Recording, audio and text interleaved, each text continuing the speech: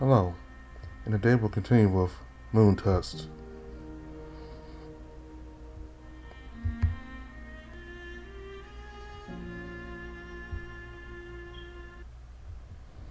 The drumming grows louder as we approach, and soon I'm led to the edge of the circle. Hundreds of wolves and men watch me keenly in utter silence. Uruk Rao gestures me forward, and I approach proudly, ready to take the next step towards my fate. The high sage turns to me, a silver bowl and paw filled with a white paste. Tension hums in the air as we come face to face yet again. There's something behind his eyes as I focus on their depths, an emotion I can't yet understand. Is it anger, respect, sadness? It takes great selflessness to walk the path of the beast, to face the darkness of this world, and to give yourself in service to the light. The Wow speaks softly, his words meant for me alone. Yet for many who are called, naivety takes altruism's seat. The naive move through life thinking of themselves and the construct of their lives, expecting the beast to deliver to them the sweetness of their joys and the pacification of their fears. Yet the virtuous come, not without fear, but adorned with it. It takes true bravery to stand naked in the night and cast aside your hopes, your desires, for what lies beyond oneself.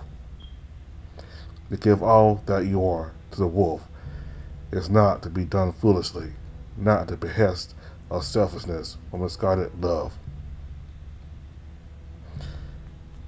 Which will you be, Sword, naive or virtuous? A wailing, a passion bubbles in my chest, righteous in its resolve. Watch closely, we will both come to know. To my surprise, Uruk Rao smiles with softened eyes. Very well. His gaze spreads across the gathered as he prepares to address me once again. Moon cold of the white bowls, cleansed and the Daegrin, I anoint thee with the ground ash of thy lunar kin. Upon my forehead a great crescent is drawn, followed by two streaks stepping from my eyes. The bones of holy wolves lay across my skin. Uruk Rao steps backwards, leaving me to stand alone, naked in the moon and firelight. People of the Conthros, behold your brother. The white bowls offer their call. Who among you shall stand worthy to claim him as both tribute and guide? Something deep within me begins to stir, as if my fate to nigh fire earlier at the sighing stone claws back at me, pulling me down into its power. The light of the moon floods into my open eyes as I burn its sacred sound to my mind. Endearment be with me through tribute or death. Claim me. The gaze of countless eyes upon me sends thy fires, blaze coursing through my blood. My veins rise to be seen through the air is cold. My muscles tense and hone their strength. Though I feel at ease, my thing rises and bears itself elect for all to see, though I have no say in it.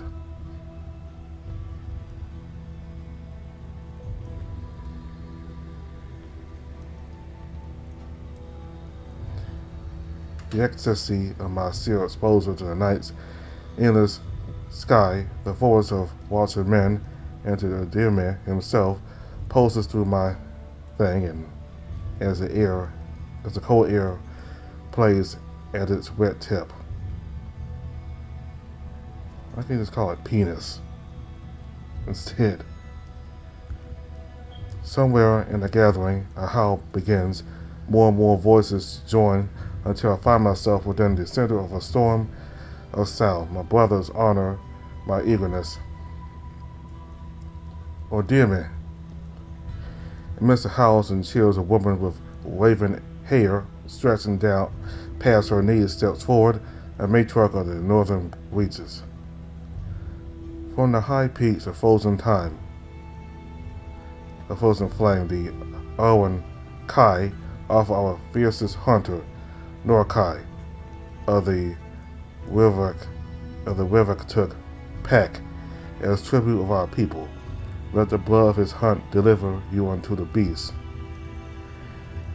Whispers at night through the crowd like a strong breath of smoldering wood. Before me, the weave of men parts, allowing the blackness of the forest to stand bare. From the saddles of wolf approaches, if it made for the darkness itself.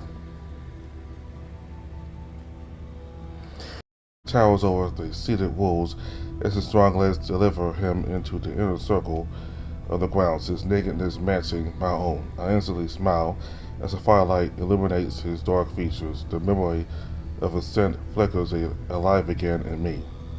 Norkai. His matriarch brings her hand to his chest and offers words in a tongue I've never heard before. I watch the sea places something in his massive paw before retreating from him. The wolf stalks close. Lord Growl approaches me with a silver bow and palm. Moon called of the white bows, you will take in palm the sacred ass of wolf past to anoint those who offer themselves unto you now.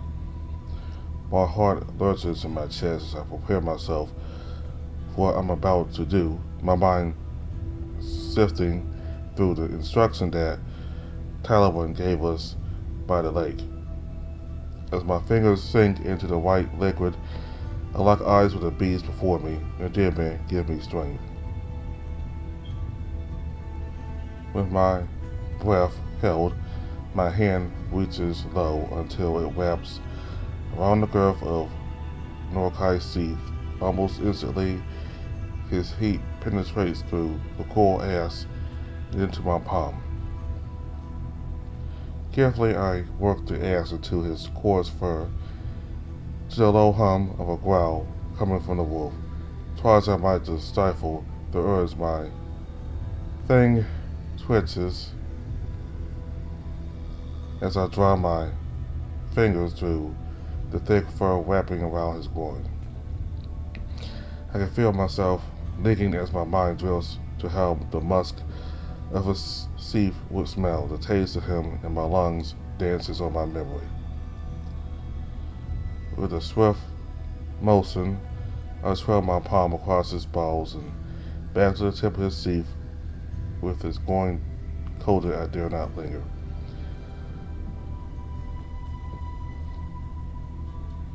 He crouches low, leaning his head down for me. Even then, I have the reach to meet his forehead. I push through the short fur to paint the glory of the full moon above his eyes. Norkai looms, as if the danger of the forest itself manifested as a wolf before me. He extends his paw out toward me unblinkingly. As it unfurls, I catch sight of a single Alawan seed in the heart of his palm. Looking into his searing eyes, a familiar fear rushes through me when I refuse to entertain. Something sings inside me at the chance to be bound to Norkai, as if our meeting earlier was woven into both of our fates. As steadily as I commanded, I reached to lift the seed from his paw, just as Talawan had instructed us to do. Should we accept an offered tribute?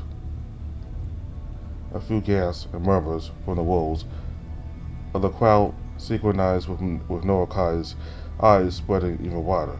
At first, I'm cornered at his paws. I know what he should be doing in response to his acceptance, yet he stands unnervingly, still just staring at me. Finally, with a wave of relief down my spine, he opens his mouth wide. I ready the seed in my hand, giving it a roll or two as I harden myself for what I'm about to do. The heat of his breath is hot against my hand. Just as I remember it, I reach into his open paw, carefully avoiding the sharp fangs that frame my hand. With a seed placed at the center of his tongue, I will trap my hand as slowly and as calmly as I'm able to. He swallows it solemnly, not taking his eyes off of mine for a single moment, not even to blink. Talwyn steps forward, and with a branch of piercing white leaves, he sanctifies the ground between the hunting flame wolf and I, delivering water into the soil. I watch as Noakai sinks his paw deep into the earth, mud flowing out around its umbral form. Another twat to follow. The oracle then lifts a silver vessel toward the brilliance of the moon. Once imbued, he pours the blessed water into the imprint of the wolf's paw, filling it to the brim. Noakai leans down over the imprint, dipping a single claw into the water, which shines with a pale reflection of the might. His other hand grasps the back of my neck, the force of which pulls me towards him. I open my mouth as I was instructed, tilted my head back, ready to receive. A single drop falls onto my tongue. It rolls down inside of me with a chill ease. He then presses his open palm against me, his spread fingers covering the entirety of my chest. With my heart pounding through my muscle into my warmth, I raise my hand and sink it into the piece of fur that cleave his chest in two. Our eyes lock together. The saddled wolf releases his weighted grasp and retreats from me as firelight glints across his amber eyes. I can't help but smile once more. It seems our hunts join here. Uruk-Rao steps forward into the light of the moon once again. Thus does flame take hold. Who now shall rise, with the beast of frost as witness? An elderly woman stands slowly with the help of two Tartar wolves. Fabrics hang over her shoulders like crashing waves. Even in the dark of night, their rich blue hues sing of the sea, in a voice stronger than I was anticipating she speaks. Delivered from stone roots of old in the depths of the sapphire sea, the Tiana of Aniar elevate our finest voice, the great singer of Sinvaya's hymn, Orwan Ha. Mathir, with reverence, I wish to offer myself as tribute to this man. The matron's voice yields to the wolf who speaks from the darkness. He stands among his people, illuminated by moonlight, dancing at his edges. You are certain?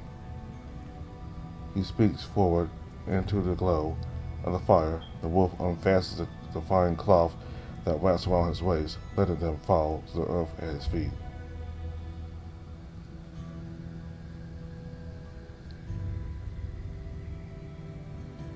I am the Tiana of Aniar, and I, Matriarch Renara, offer unto thee, someone of the white bowls, high druid Wython, the circle of the tides.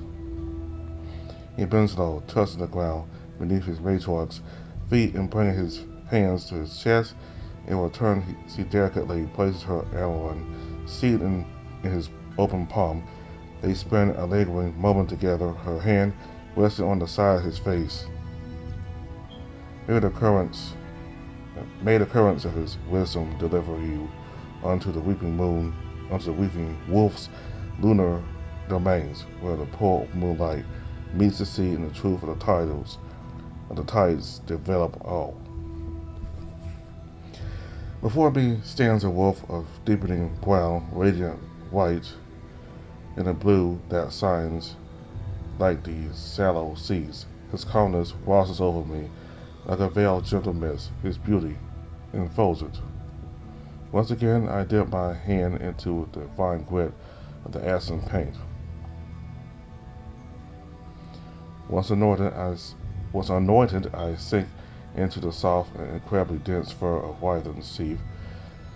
Alike with Norkai before him, I take my time to work the pigment into him.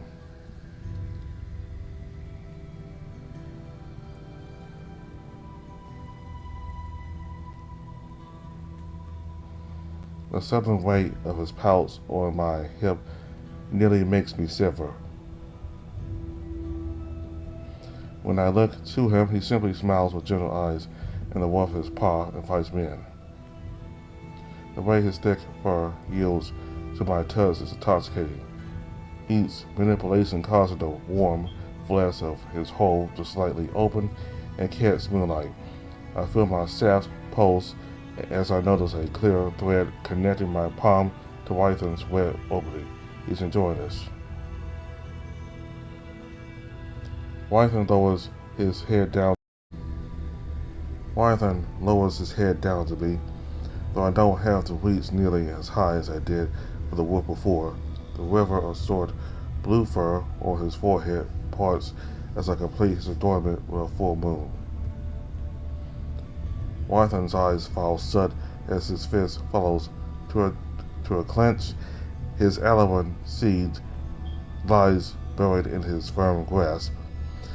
The tendons of his wrist striking out from under his wrapping, a heavy breathing escapes from parted lips as he casts his eyes on the moon shining above us. Once he receives what he needs, his paw unfurls before me like a night blooming flower. The wolf's eyes are soft now, yet they give me pause. With a nod from the wolf, I reach into his palm, claiming his seed. Just as Norkai before me, Wython opens his mouth wide, yet this time there is no fear. Instead, as I reach into his mouth, I feel as though I'm slipping into a shallow pool warmed by the coastal sun. He swallows the seed with the elegance of a high druid, an easeful sigh escaping his snout. Talawan sweeps the ground in one large arcing motion, filling the ground before Norkai's print was made. The white branch wets the earth, and Wython sinks his hind paw into its supple structure. The mark he leaves is notably smaller than the wolf's before him, yet its shape is pleasing to see. His paths seem rounder, smoother. Moonlit water is blessed once again and brought to fill the print to his lip. Wython crouches low and wets a claw before raising it above my head. My head leans back as I open myself to him. A single cool drop splashes over my tongue. The water of the beast now flows within me, becoming part of my being. With our bond forged, Wython brings his warm paw to rest on the back of my neck. His eyes fall shut as he lowers his forehead down onto mine. The tip of my nose nestles into the short fur of his snout. We breathe together for some time, sticking deeper into a calm connection, a gentle rain after the heat of Norkai's flames. Wython bows his head low before stepping back to stand beside the much larger Norkai. To my surprise, they share a brief smile together before looking back at me, the first genuine smile I've seen from the flame wolf.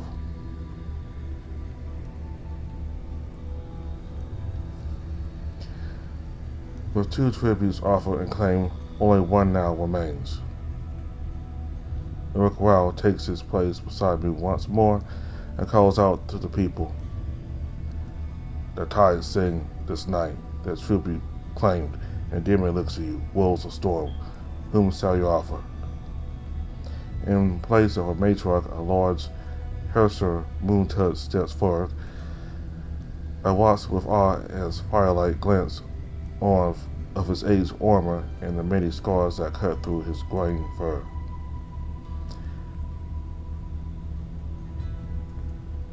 As the black storm rages, so shall we hail the black blade, scourge of the west, bane of darkened fiends. my son Velf Elvander, by his might the Hersa shall endure. Skull. The people of storms among the crowds echoed their chieftain with righteous vigor. Their shouts of veneration piercing the night. Beside the chieftain comes a large, unformidable wolf, standing stoically amidst the praise. The wolf faces his superior as the two pound at their chests with balled fists. The sound of the impact reaching even me. Had it not been announced, their wizard and formal demeanor wouldn't have revealed that I was witnessing a father and his son.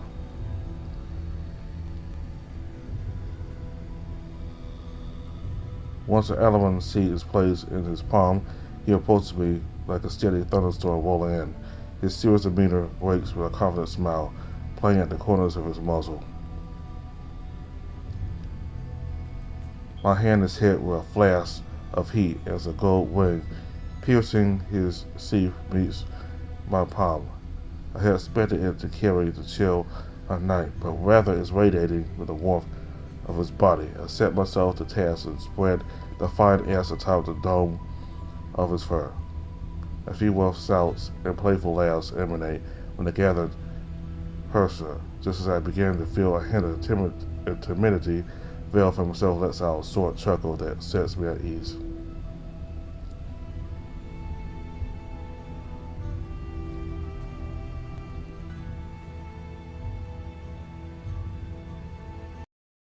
Way, sensitive.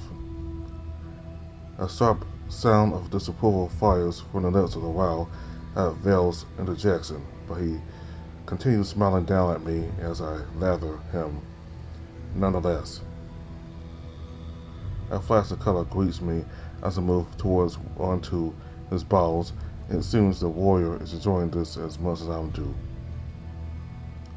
Finally, Velf dips his head down to me, allowing me to anoint his brow with a white moon, the last of the light. With his body sanctified, Velf moves in closer than the other wolves came to me. His paw presents his seed sternly in one controlled motion. His confidence almost crackles through the air around him. A sense of eagerness comes over me as I reach into his gray paw to claim his seed. The pads emerging from his fur are rough and hardened, the thick calluses scraping against my knuckles as my fingers curl around the seed. The storm wolves and the gathered shout once more, celebrating his acceptance with a display of loyal brotherhood. His jaw falls open as his teasing eyes invite me in. His fangs are incredibly sharp, and I navigate them carefully. Placing the seed upon his tongue fills me with building excitement. He rolls the seed around his tongue for a moment, keeping his strong eyes fixed on me before swallowing my offering with conviction. Talon prepares the soil for a final imprint, the white branching fulfilling its duty to wet the earth. Velf places his heavy hind paw deep into the ground, his larger claws breaking out of the darkness of his fur. The blessed water pulls into it, filling the telluric bowl. Velf kneels low and delivers his claw into the saddle of death. He comes closer and I ready myself, leaning my head to receive the final blessing from the warrior, who grasps me by the waist. The drop trickles down the back of my throat, filling me with the blessings of all three clans. Velf strikes his chest, and as he did before with his father, once again his people chant his praises. Before I can mirror the strike, Velf pulls me into an embrace. Our bodies collide together. My stiff thing pushing into his thighs. He holds me tightly as his people celebrate our bonding. Just as I begin to listen to his heart pounding in his chest, the embrace ends and I'm held steady by his large paws. Velf offers a smile before stepping back.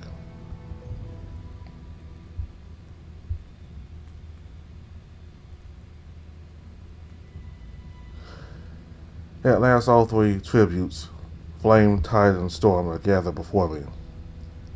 With each wolf accepted, our fates lie intertwined, Narkai, Wyvern, Velv, and I. With your tributes blessed and chosen, the path to Bestow now lies before you. From the moon to the next, you shall learn from these wolves and come to see the world through their eyes, as the Demi longs to do so through yours. Together you will forge bonds, test the limits of your bodies, and prepare for the trials that the final ritual will demand of you. As the light of the next full moon graces the lands, you shall choose the one who will seed you, tied together in solemn reunion. The essence of the beast shall be woven into your flesh, and your soul shall be tested. In this divine covenant you shall honor Demi through your successful consummation of bestowal, or through the purity of your sacrifice. So I urge you, drink deep of these tributes, your moon-touched brothers. Taste of their flesh, drink of their seed, and suffuse your soul with their wisdom. May the fallen three watch over you all. The rite of tributes has concluded. The four of us fall back into the crowd. By Talon's guidance, I watch as each tribute returns to the open arms of their people. I take my place among my cold brothers at the innermost edge of the grounds. The Rickrout addressed the gathered, issuing rules and warnings to all assembled. No Mooncalled shall not entitle a wolf prior to their bestowal. The tributes are bound to the final choice of their Mooncalled and all must attend the rituals to come.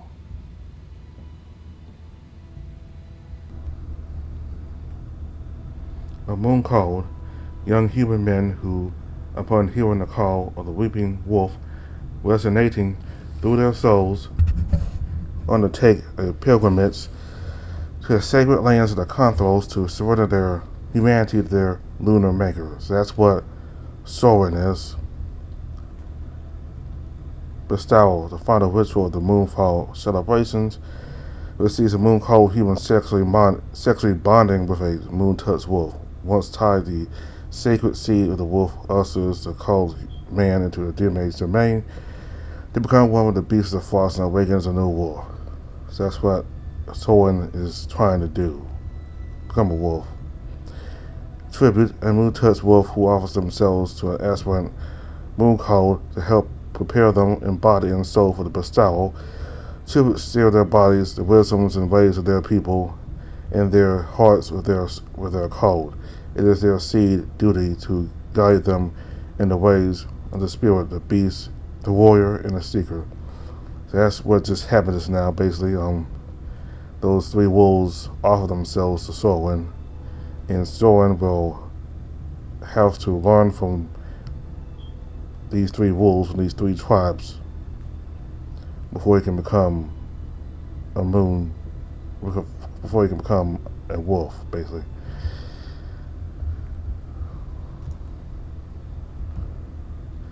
Listen intently, as best I am able to, with my mind racing across the memory of the ritual. My thing settles as the rust of energy quells, though I resolve to let myself come later tonight.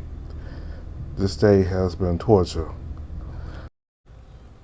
My thoughts are pulled back to the center of the grounds as Talon steps forward, followed by a number of wolves and humans carrying drums and other instruments. To conclude the rituals of this night, and to mark the beginning of the moonfall, we shall recount the hymn of the fallen three, the death of the great spirits, and the origin of us all. A tale I've heard many times from the matriarchs of the White Bows. I close my eyes, as I've always done with the hymn, when the hymn is recited, and allow my imagination to paint the ancient scenes.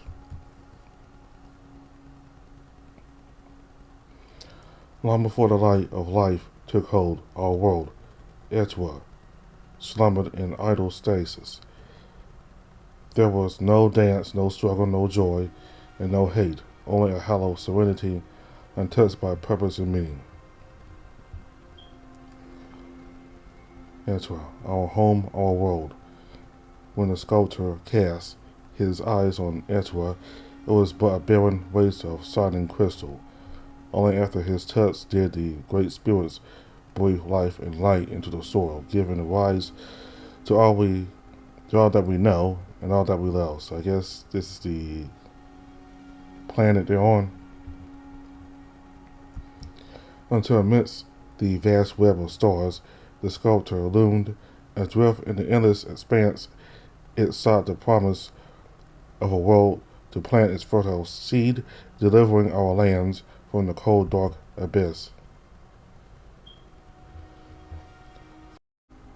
From the barren waste, the sacred hands reached forth and drew 7 vertiges of the natural order. These fragments were shaped and formed, sculpted into the 7 great spirits' primordial truths, now given form and voice to weave their order into the very fabric of this world.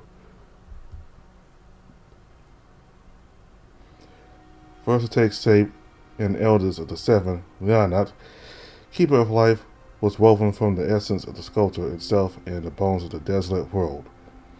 Set adrift upon the dusted realms, she sank into the earth, patiently awaiting her kin. In her absence, the second was given shape, Etir, father of stone. Overtaken by elation at his new form, the truth of earth began to leap and bound across the sphere. With each thunderous strike of his hooves, great peaks and valleys were carved into the land.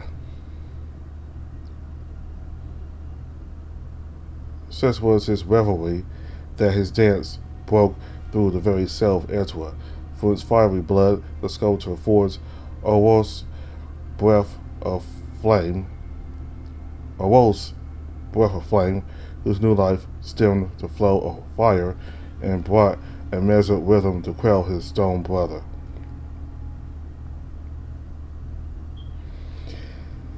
As the brothers worked in tandem to smooth out the great plains and carve the deepest ravines, the sacred hands brought forth Sinvea, bringer of tides. From her mouth poured the great seas and vast oceans. Yet soon a great slumber took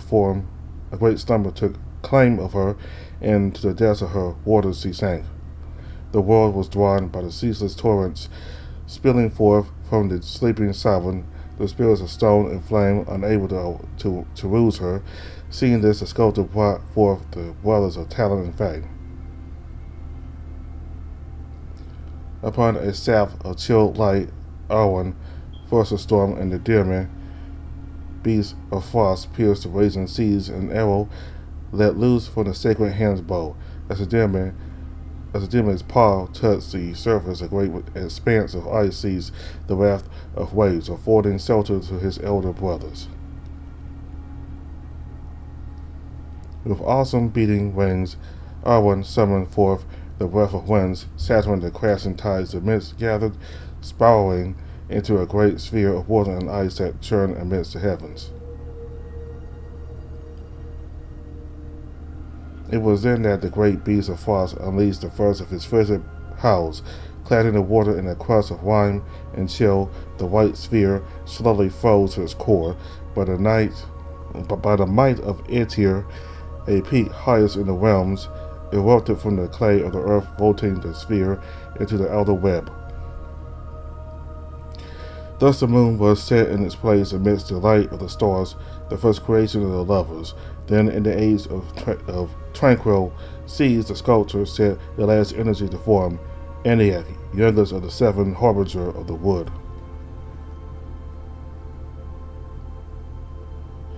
Upon the arrival of the last of her kin, Leonat arose again. By the joint touch of Eniac and Leonat, life flourished across the solid lands and seas. Countless trees, flowers, and all that is green and good sprang forth. So marked the birth of the age of harmony, In, the, in this time of lasting peace, a love was ignited in the hearts of Edema and Etir, frost and stone meld together in blissful union. The seed of each flowed through the other, and under the light of the frozen moon, the two spun in endless revelry.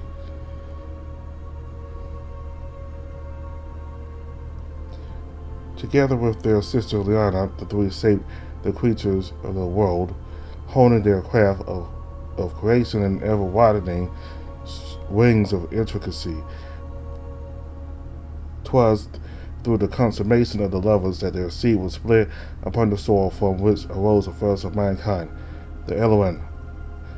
The great spirits and their lesser kin thrive in the age of their own making, the age of the Elohim. Great settlements were constructed in reverence for their gods, and harmony flowed through millennia until the darkness of night and dissonant whisper seeped from the very core of Etir beneath their feet.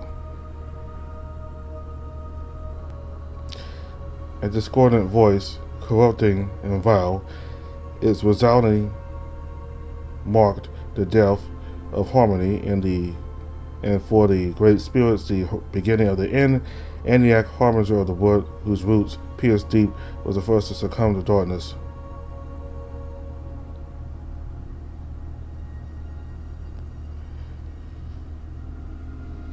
Tainted as she was, her words reached Sinvea, whose sacred waters coursed through the many trees and vines now ensnared by Eniac's twisted call. United in aim, they flow westward, joining the peoples who too yielded to the whispers from the depths.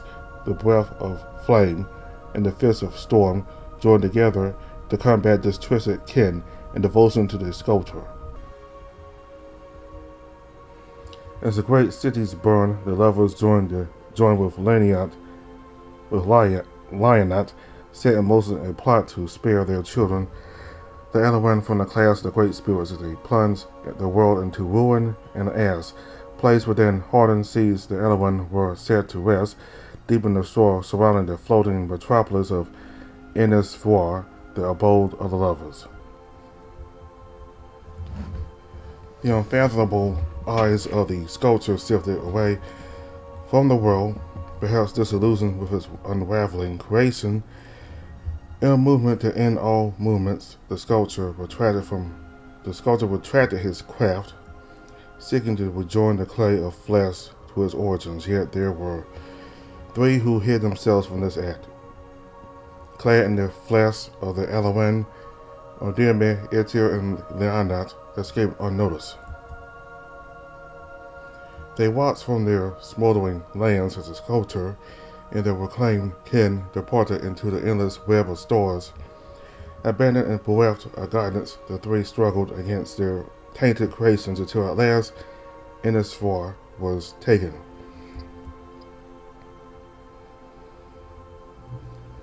Bearing weapons of blackness, the twisted Elohim of the west broke through the final bastion of the great spirits, and Leonat was laid low. The first to fall, overwhelmed and alone, the lovers fought with all their waning might until at last Etir was finally pierced. As their great domain collapsed to the burning crust of Etir below, and at the sight of his lover's death, Edema was cast into an all-consuming rage, bringing him to unleash his final blow, his final howl, locking our world into a tomb of endless ice. As a final note, his cry rang out from beyond his lips. Edema's soul was cleaved from his body, seized by the land of the sculptor himself, and banished to the chill of the moon.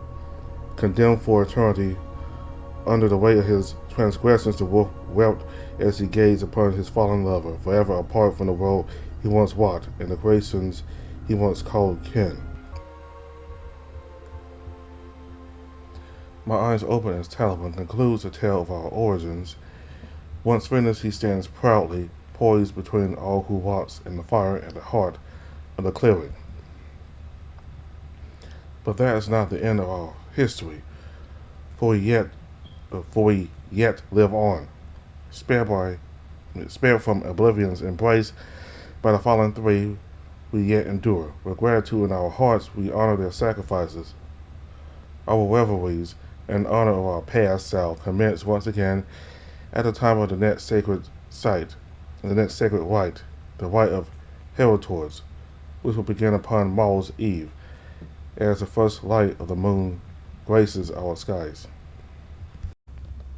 The designation Heritor is bestowed upon the first moon-touched wolves to embody a new elemental aspect. Fueled by their connection to their aspect, these individuals receive a divine mandate from Odemir. As Heritors, they embrace and guide both humans and wolves who are summoned to assist them on their quest.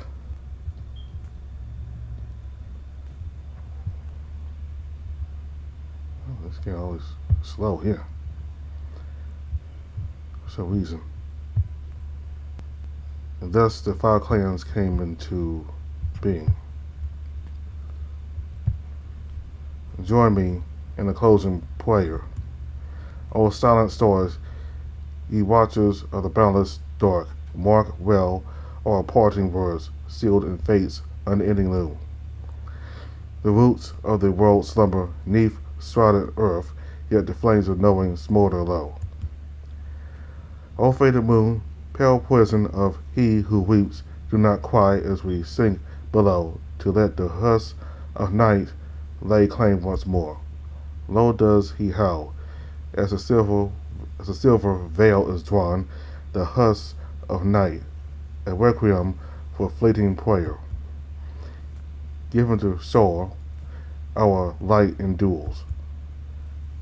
So mote it be. The fell-bound dirge, an ancient prayer scribbles wrestle from the crumpled ruins of the Alawin. They come alive again through us.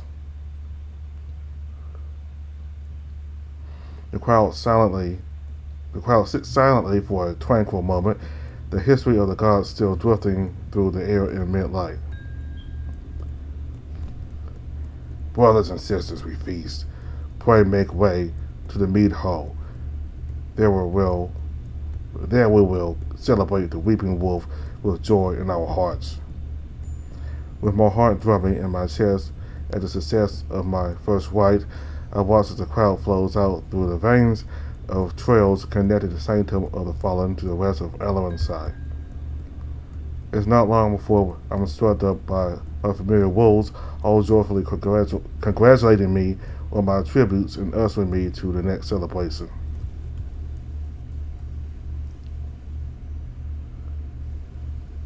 Okay, I'm gonna stop right here.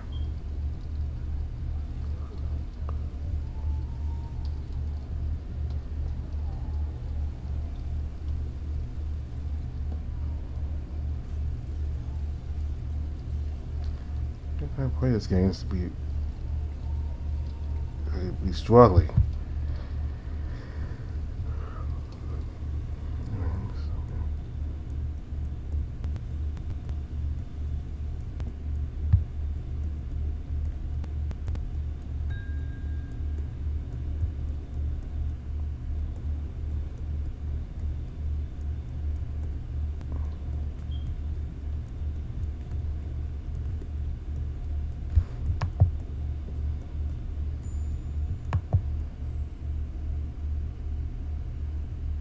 Alright, so anyway, we got to see Soren in his first rite, and all the dogs, well, I mean wolves, I keep thinking it's self, but anyway, I meant to say wolves, not dogs, but anyway, all the wolves came and congratulated him on his performance through the rite, so he did a good job.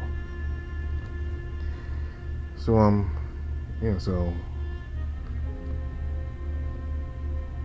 this is one of the big steps in becoming moon touched, which I guess is Soren becoming a werewolf.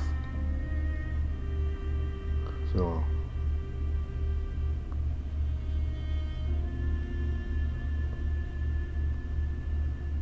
it looks like the story is going to revolve around the three wolves we just saw in the ceremony. We already got to be introduced to Varkai.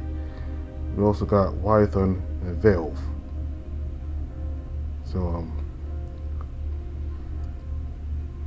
So we'll get to know all of them pretty soon. Alright, so that's all I have for now. Hope you enjoyed this update. Thank you all very much for watching. Goodbye.